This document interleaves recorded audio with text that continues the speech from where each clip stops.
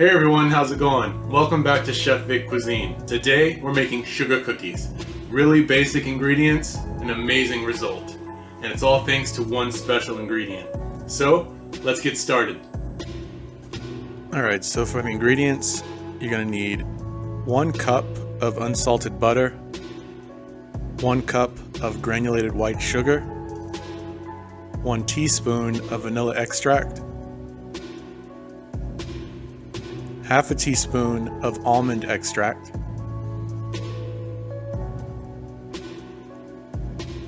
1 egg, 3 cups of all-purpose flour, 2 teaspoons of baking powder, and finally, half a teaspoon of salt.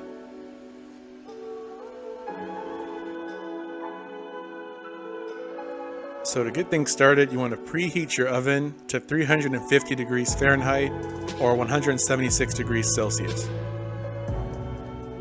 And now you just want to cream the butter in the large size bowl of a stand mixer fitted with a paddle attachment. You want to cream that butter for at least 3 minutes. And while the butter is being creamed, you want to slowly add in all of the sugar until the butter-sugar mixture becomes light and fluffy. And you want to have the mixer on medium to medium-high speed. So once all the sugar has been incorporated, now you want to beat in the vanilla extract. And then following that, you want to add in the almond extract. And finally, you want to mix in the egg. And all these ingredients together will create your wet mixture. And with the wet mixture, don't forget to scrape down the sides and the bottom of the bowl to make sure that all the ingredients are well incorporated. Now, separately, in a large size bowl, you want to mix together the flour, the baking powder, and the salt until it's all well combined. This creates your dry mix. Don't forget to smash that like button, subscribe to this channel, and hit the bell icon to be notified when my next video drops. And stay tuned in this video for a sneak peek of the recipe coming next week. So now on low speed, you want to add in a little bit of the dry mix at a time to the wet ingredients. And once again, don't forget to scrape down the sides of the bowl and underneath the bowl to make sure that the dry mix has a chance to get incorporated with the wet. So I normally divide the dry mix into about 4 to 5 different portions as I add it to the wet mix. And the resulting dough that you get will be pretty stiff.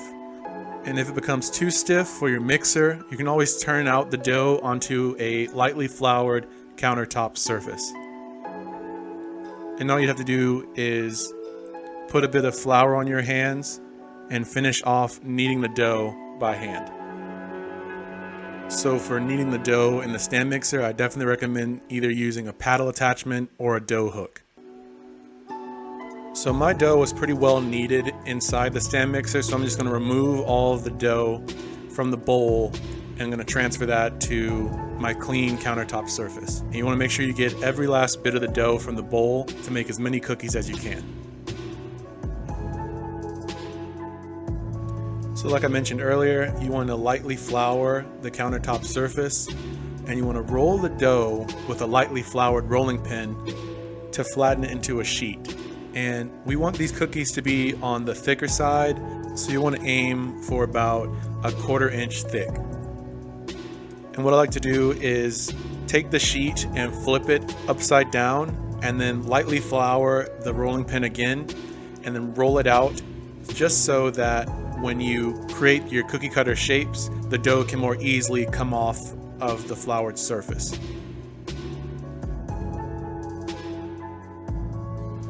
So now you want to take your favorite cookie cutters and then form the shape of the cookies that you want.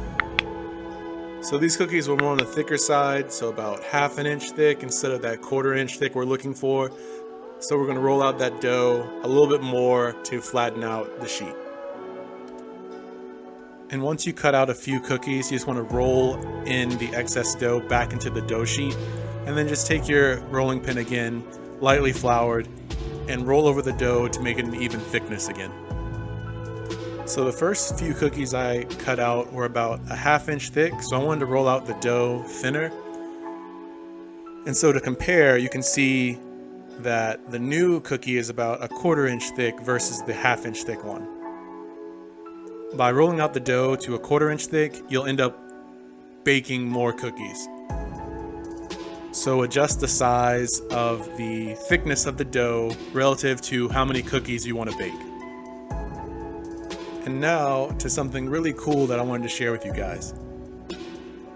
So I'm an engineer by trade, but I have great passion for cooking and art. And so I found a great way to combine all three. So I was able to 3D print my own custom cookie cutter, and let me know what you guys think of it. All you have to do is make sure that there's even pressure on all sides of the cookie cutter when you press it into the dough. And let's see how this turns out. Now, drop it down in the comments if you know what this symbol is. I thought this is a really cool way to set my sugar cookies apart from your typical dessert. And let's say this video gets to 200 likes, I'll definitely be able to share this cookie cutter as well as other ones that I've made in the future. And the key to getting all of those details within the cookie is to lightly flour the cookie cutter. That way, when you press it into the dough, it easily comes out. So once you've cut out enough cookies to a point where you're not able to fit any more cookies into the dough, you just want to go ahead and gather up all the excess dough and roll it out again using a lightly floured rolling pin until you achieve the same thickness as the other cookies. And with the cookies you've already created, you want to place those onto a parchment paper lined baking sheet. I ended up making 3 of these stylized cookies. I just really enjoy the details that come out from the cookie cutter, and this is one of my favorite designer brands, and I hope you guys like it as much as I do. So you want to bake these cookies at 350 degrees Fahrenheit for about 7 to 8 minutes. And then after the minutes are up, you want to remove them from the oven and allow them to cool on the cookie sheet until firm enough to transfer to a cooling rack. And just like that, you've made your very own sugar cookies. And as you can see, after they finish baking, you keep all of those great details from the cookie cutter, and the design cookies puff up in all the right places. And let's break into one of these cookies and see the texture.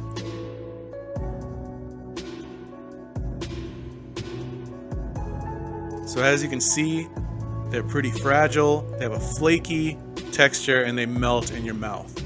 So it's really basic ingredients, but my secret ingredient to adding this extra layer of flavor into these cookies is the almond extract. And I can't wait for you guys to try this recipe at home. And for a variation of the recipe, you can always omit the almond extract. However, the taste is fantastic with that hint of almond. As always, this recipe and many more can be found in my cookbook, Chef Vic Cuisine, Volume 1, Finding Your Inner Chef. And that's available on Amazon, and I'll be sure to leave a link to that in the description box. Thank you all so much for watching, and if you've enjoyed this video, make sure to smash that like button, subscribe to this channel, and hit the bell icon to be notified when my next video drops. And stay tuned for next week, where I show you to make this amazing, delicious marble cake. You won't want to miss this one. Well, thank you again for watching, and I'll see you next week on another episode of Chef Vic Cuisine. And until then, peace.